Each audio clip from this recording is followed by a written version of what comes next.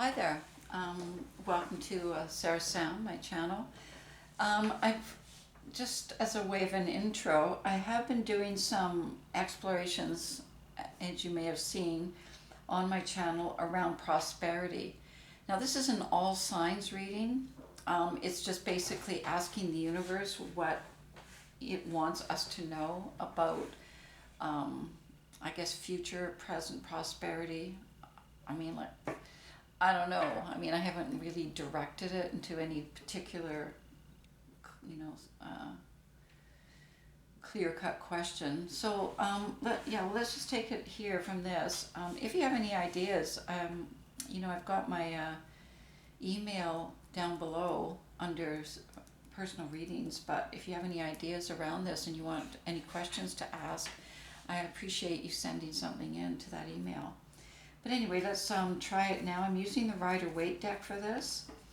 And let's just see what the universe is trying to tell us about prosperity.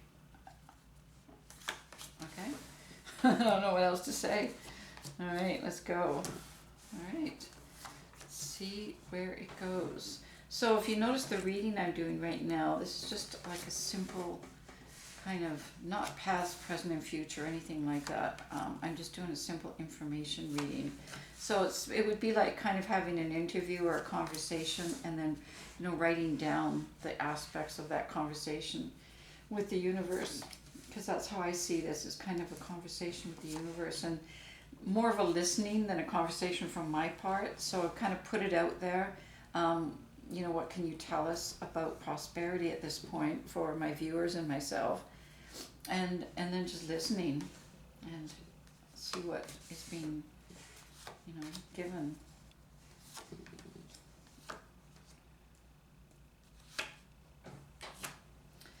Okay, so it's being guided by the Ace of Cups. And so this, the Ace of Cups is kind of like, I think prosperity includes having one's divine feminine energies overflowing, like whether it's love or it's abundance, but abundance in not a material way, but more in a creative, nurturing kind of the feminine energy type way.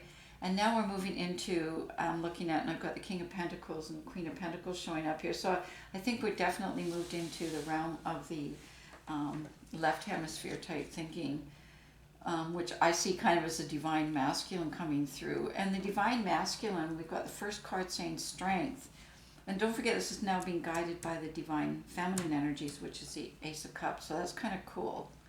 And I did a soulmate reading actually a little while ago, and I saw a little bit about prosperity and abundance kind of sneaking into that reading too. And now I see, as I say, kind of the other way around happening here with the feminine coming into this. Okay, so the strength card is showing me that, I'm just going to draw on it. Yeah, I thought so. I was going to say that, but then I didn't want to until I drew a card. So it's coming out of a place of kind of fear and restriction and disappointment, almost a betrayal, where it's kind of held people down, held us down. Because I've got the Ten of Swords showing up there. Now that's in the past, but it's still kind of showing up that this is where the strength has come from. So our strength to come out of that Ten of Swords and that restriction, and more like if you have an abundance and a poverty mentality, this is definitely, we're coming out of being forced into a poverty mentality. And I think that's where our sense of betrayal has come from, where we work hard, we're in this kind of planet together, and yet there's so much of a betrayal that's happened that has kept poverty, even in existence, and lack of abundance in our life. And as this is prosperity, we're moving into where that's given us the strength to now use our kind of spiritual connection with the universe. And that's where the Ace of Cups comes in too. I can see that now, to help us overcome the fears of the material world. Okay, because this could be pretty frightening going into this. And so this is kind of giving us the strength to tame it in a way, just, as you tame the beast. So the beast may be representing, the past material world, not hopefully where we're heading. And then I see the Four of Cups showing up. So kind of the fourth cup coming in as we were focusing on a certain ideal or certain way that we thought the world would unfold for us. Maybe as we grew up with certain ideas, we, work hard, and then we go to school, we get trained in something, we, move into a career, and then we maybe invest money in, material goods, like maybe a house, a car, a boat, whatever. And then we kind of, felt like we were, being successful and we were on the right track. But then the Ten of Cups is showing up here, so it obviously didn't work the way that we thought. And that's what the fourth cup has come in to tell us. So the fourth cup has come in to say there's more to it than this. It is about creating, something solid on earth in a stable way. But it's not what the promise that was given to us as we were growing up implied, okay? And now we're looking at making some choices because we got the Two of Swords here. And so it's like we're having to make some decisions at this point, because we did have, as we saw, in the pandemic, we had a break in our economy and our personal lives where a lot of things really changed fast in terms of abundance and prosperity. We saw stores going bankrupt. We saw, tourism, restaurant businesses, whatever. So there's a real shift that's happened there. And now what's going to come out of that, we don't know yet. So it's kind of where we're being, we can't really make decisions based on what we know right now, because we don't know a lot. So the swords represent thought. And so in the Two of Swords, what has happened there is, they put a blindfold around their eyes. So unable to choose, because it just ends up being a stalemate decision, because you don't have enough evidence yet to make a solid choice. And so we've got the new moon, we've got the water in the background. So there's something new arising here behind us and around us. And therefore, shutting off our, decision-making critical mind and moving into more of an intuitive way.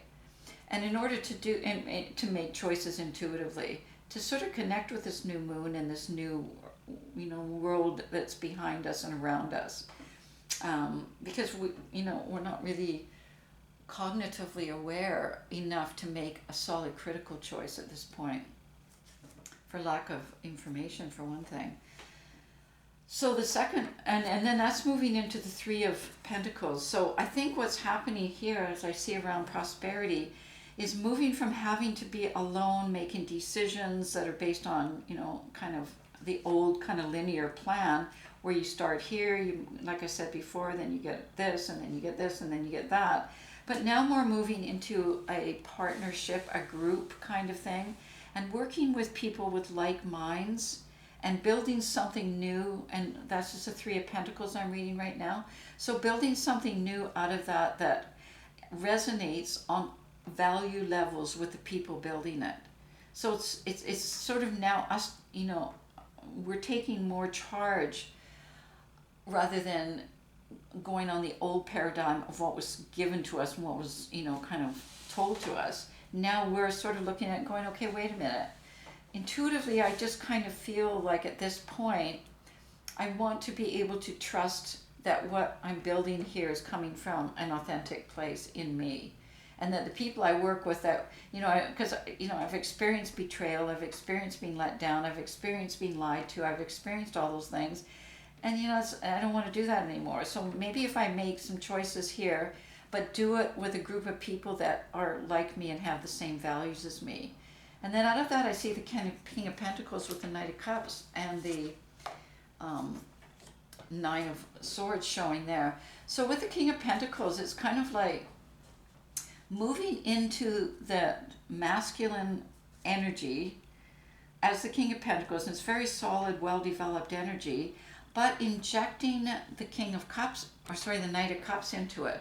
So bringing into it some intuitive, creative possibilities. Because because you got the Nine of Swords there, so it's kind of like the same as the Two of Swords. Like it is not working through the critical mind now. It is only creating anxiety, because as much as we try to think the future, we try to think tomorrow, we try to think where prosperity is going to come into our lives, we just, we don't know. And like I said, we've been let down. So it just creates anxiety. So now what I see is the universe bringing in this new possibility with the Knight of Cups of injecting the creative energy into the King of Cups. So putting the two energies together.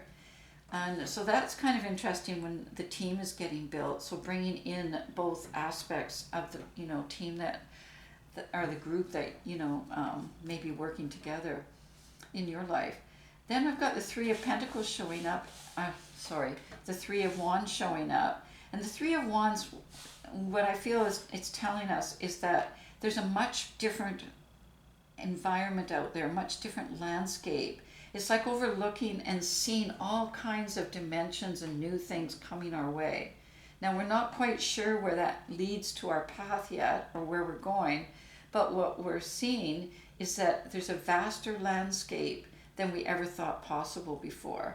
So we were always thinking along this kind of linear way, the fiat system, the banks, and that kind of thing.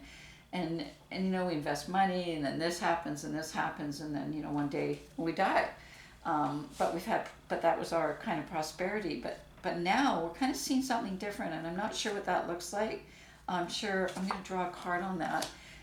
And it's kind of being shown to us because we have decided that we're not going to try and see it with a critical mind, but instead we're going to stop ourselves right there. And because now it's a combination of the well-developed masculine and feminine coming together, what if we try and see it with our imagination? And that's where I see the Eight of Swords coming in on top of this Three of Wands. So there's something out there, but I think now we need to see it more through our imagination and through our kind of intuition.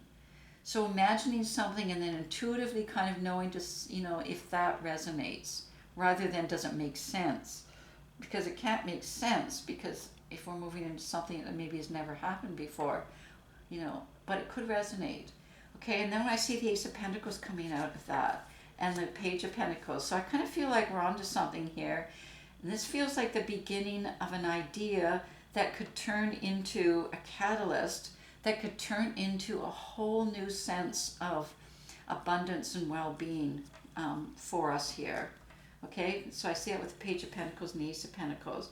And it's going to require that we put down our defenses, because I've got the Five of Swords showing up here. So it's going to require that we put down our defenses, because if we're fighting it or resisting it because we're afraid of it, then I don't think our imagination will be able to, manifest. So I think it requires us to put down our swords, put down our, like I said, our defenses against change and against something, entirely new that we maybe have to, can't control with our mind, okay? And that's leading us to the King of Wands. So I kind of can see that now as the new path for prosperity. Because with the King and the male divine energy, this could be a man or a woman, it's not a gender thing. But I see that it represents kind of abundance on earth, on a pragmatic-y kind of way. And with the King of Wands, I feel like if that's on this path now, then that may be the source of abundance. And I can kind of see that here because the Knight of Pentacles is showing up. So with the King of Wands there on this path, this new path, then with the Knight of Pentacles is already starting to generate abundance and, resources. Now that can be in the form of a lot of things. It can be like higher knowledge towards how we build this new path to abundance for ourselves. It can be actual money itself, like currency, and it could be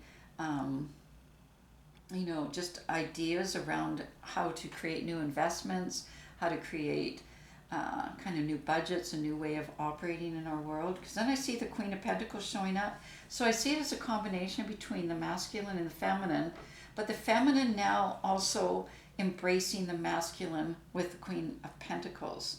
So creating a sense of, if you take the divine feminine energies, which is a nurturing and nourishment, creating a sense of solidity on earth, because poverty implies lack of nourishment, lack of nurturing, lack of, the things that we need to sustain ourselves. And so I can kind of see it combining the material abundance with the nurturing and the nourishment that's necessary on our planet. So new ideas maybe around food manufacturing, food creating, disbursement of wealth, things like that I see coming out of here. And then I've got the Four of Swords showing up, and that's where I was saying before, is like being able to kind of imagine that, not through the critical mind, but through the ideas that'll come through meditation and opening up to what we're doing now for the universe to be able to enter in a cognitive way, in a conscious way, not in a subconscious way, and not in kind of like a emotional way, because this is swords. So this is a very specific kind of meditation where it's going to be concrete ideas that come through, ideas that can then, be kind of built upon and manifest in a real way on earth. Now we've got the Hermit showing up here, and the Hermit tells me that over this time, once again, that we've had to just kind of be alone, because there's been a lot of, people having to quarantine and things like that. And we have spent a lot more downtime. We're not rushing around. We're not having big groups. So we have spent time alone. And during this time, as the Hermit, and withdrawal that way, we've had an opportunity to examine our own counsel inside, our own values, where this is guiding us, our own belief systems, our own things that are necessary for us to actually embrace and feel secure, because Pentacles and prosperity is about security as well. So looking at security in a broader way, and then being able to line it up with not just our basic physical or physiological needs, but also our kind of psychological and spiritual needs that also need to have that stability in order to keep developing and growing. And that's the Ace of Swords coming in, because the Ace of Swords, which has been the tool for critical thought, now being turned into the source of providing truth. So being able to discern between, as I say, what we were told in the past, which, where the Ten of Swords came from, we, got let down or disappointed. And now kind of with this new awareness and this new consciousness, and, lining it up with what inside now, currently today, where we are right now, what is right for us, that we know is going to be the truth for us. And that's where I see the sword coming in, being able to test things out with the truth, the sword of truth. And that's once again the divine masculine energy. And then we've got that kind of creating with a sense of staying with our feet on the ground, like staying grounded, not kind of, surrendering to fear.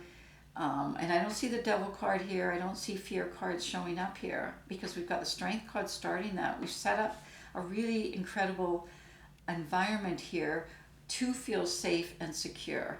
And so really embracing that and our connection, as I say, with our, having this foundation that is inherent in us and not just externally, okay? So lining that up.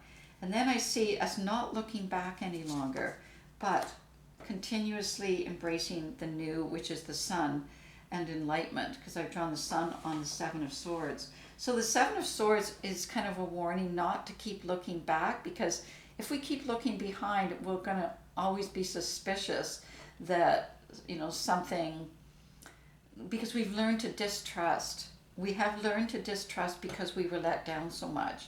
But another thing that we've learned as we've evolved is now it's in us, and I think we have to take charge of it in our own imagination, in our own desires, our own kind of, commitment to creating that kind of harmony and creating this new prosperity.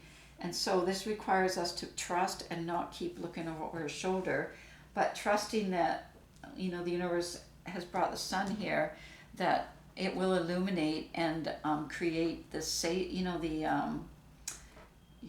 the new atmosphere that we're moving into, where the incredible partnership between the masculine energies and the feminine energies come together. So abundance in a way, prosperity in a way that comes from satisfying both parts of being a human being. So prosperity on earth and prosperity also in spirit. All right, we'll see how that manifests in terms of, our next reading that we do in a week from now.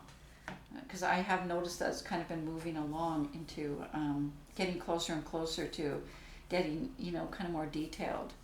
Anyway, well, thank you very much. And I know this has been interesting for me, and I hope it was for you. And as I say, if you have any ideas, please email me at that email address, and we can look at that in the next reading.